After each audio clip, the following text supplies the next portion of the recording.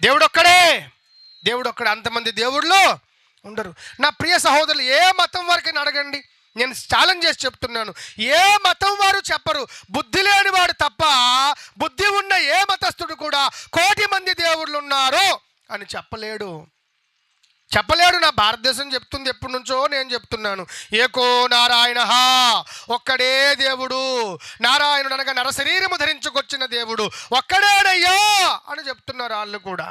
ఆ ఒక్క దేవుడినే పరిచయం చేస్తున్నాను తమ్ముడు, నాయనా, అన్నయ్య, చెల్లి, అక్క, ఒక్క దేవుడినే పరిచయం చేస్తున్నానమ్మా. కొత్త దేవుడిని పరిచయం చేయట్లేదు.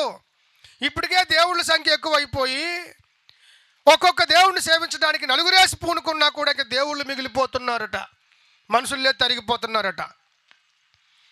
దేవుళ్ళు ఎక్కువైపోతే ఎలాగండి? దేవునికి స్తోత్రం కలుగునుగాక. ఇది బుద్ధి లేని సిద్ధాంతం. దేవుళ్ళు ఎక్కువ అవరు, దేవుడు ఒక్కడే ఉంటాడు. ఆకాశములో సూర్యుడు ఒక్కడేలాగుంటాడో సర్వలోకానికి దేవుడు ఒక్కడే తమ్ముడా, అన్నయ్య, ఒక్కడే.